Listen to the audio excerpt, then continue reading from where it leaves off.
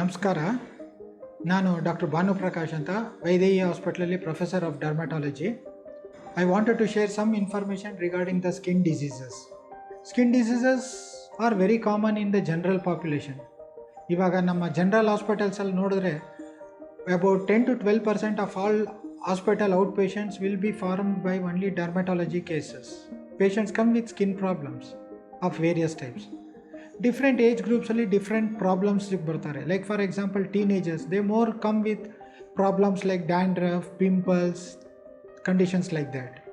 ಸ್ವಲ್ಪ middle aged ಅಥವಾ elderly people, they come with more of eczemas, psoriasis.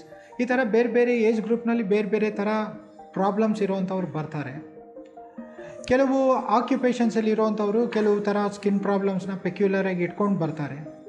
So ನಾವು skin diagnosis ಮಾಡಬೇಕಾದ್ರೆ ಅವರ ಕೆಲಸದ ಬಗ್ಗೆನೂ ನಾವು ಸ್ವಲ್ಪ ಇನ್ಫಾರ್ಮೇಷನ್ ತೊಗೋಬೇಕಾಗುತ್ತೆ. ಯಾವ ಕಾರಣಕ್ಕೆ ಬರುತ್ತೆ ಸ್ಕಿನ್ ಡಿಸೀಸಸ್ಸು ಎಲ್ಲದರಲ್ಲೂ ಹೇಳೋದಕ್ಕಾಗೋದಿಲ್ಲ. ಕೆಲವು ಸರಿ even genetics might play a big role. Family history ತುಂಬ ಇರುತ್ತೆ. ವಿಟಿಲಿಗೋ, ಸೋರಿಯಾಸಿಸ್ ಅಂತ ಕಂಡೀಷನ್ಸಲ್ಲಿ family history of people having similar condition will be seen in more than 1/3 of the population. ಹಾಗೆಯೇ the lifestyle, the kind of foods that we eat, the kind of cosmetics that we use, the kind of other dress materials that we use, they all can cause skin problems.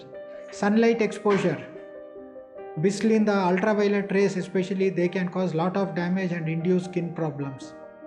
ಅದೇ ರೀತಿ the various kind of cosmetics that we use, they all can have a bearing and they can induce lot many skin diseases. ಈಗಿನ microbial infections, that is another important thing. We all know chickenpox ಬಂತು, measles ಬಂತು, rubella ಬಂತು. How people suffer with skin rashes. In fact it is the skin rashes which drives the people to come to a dermatologist and then get a diagnosis of these diseases. ಇವಾಗಿನ ನಮ್ಮ present day COVID-19 ಇನ್ಫೆಕ್ಷನಲ್ಲೂ ಕೂಡ we have got reports of various skin problems becoming the main manifestation for the disease. Though it is not at clearly proven, but still we have to keep in mind that when person comes with a peculiar kind of a skin disease, we have to think about COVID-19 infection as a possibility. So ನಾನಾ ಬಗೆಯ ಕಾರಣಗಳಿಂದ ಈ ಥರ ಒಂದು skin problems ಬರೋ ಸಾಧ್ಯತೆಗಳು ಇರುತ್ತೆ. Skin being the largest organ of the body, it has got more chances of it to suffer from these kind of issues. Skin ಡಿಸೀಸಸಲ್ಲಿ ಕೆಲವು ಇಂಪಾರ್ಟೆಂಟ್ ಫ್ಯಾಕ್ಟರ್ಸ್ನ ನಾವು ತಿಳ್ಕೊಬೇಕಾಗಿರೋದು ಅಂದರೆ, ಒಂದು, ನಾವು ಬೇರೆ ಬೇರೆ ಕಾರಣಗಳಿಗೆ, ಬೇರೆ ಬೇರೆ ಕಾಯಿಲೆಗಳಿಗೆ ನಾವು ಯಾವುದೇ ರೀತಿಯಾದಂಥ ಮೆಡಿಸಿನ್ಸ್ ಯೂಸ್ ಮಾಡಿದರೆ ಆ ಮೆಡಿಸಿನ್ಸ್ನ ಅಡ್ವರ್ಸ್ ರಿಯಾಕ್ಷನ್ಸ್ ಆಗಿ ಕೂಡ ಸ್ಕಿನ್ನಲ್ಲಿ ಫಸ್ಟ್ ಮ್ಯಾನಿಫೆಸ್ಟ್ ಆಗುತ್ತೆ.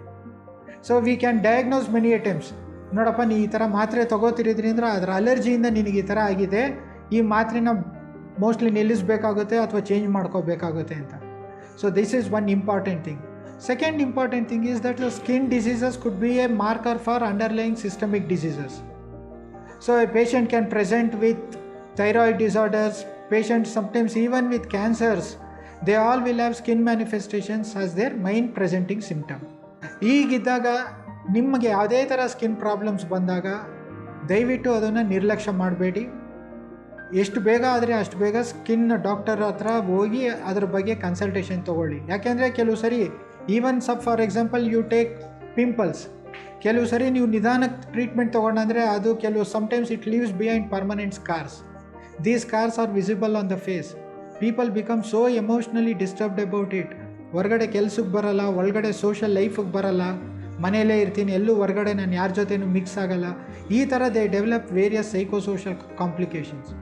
ಸೊ ಆದಷ್ಟು ಬೇಗ ಇಂಥ ಕಾಂಪ್ಲಿಕೇಶನ್ಸ್ನ ಅವಾಯ್ಡ್ ಮಾಡೋದಕ್ಕೋಸ್ಕರ the earlier you consult a dermatologist, get the treatment done, that will help you from many of these kind of issues.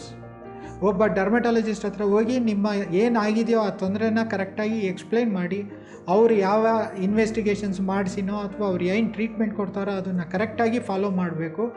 ಮಾಡಿ you keep a maintain a healthy skin for rest of your life.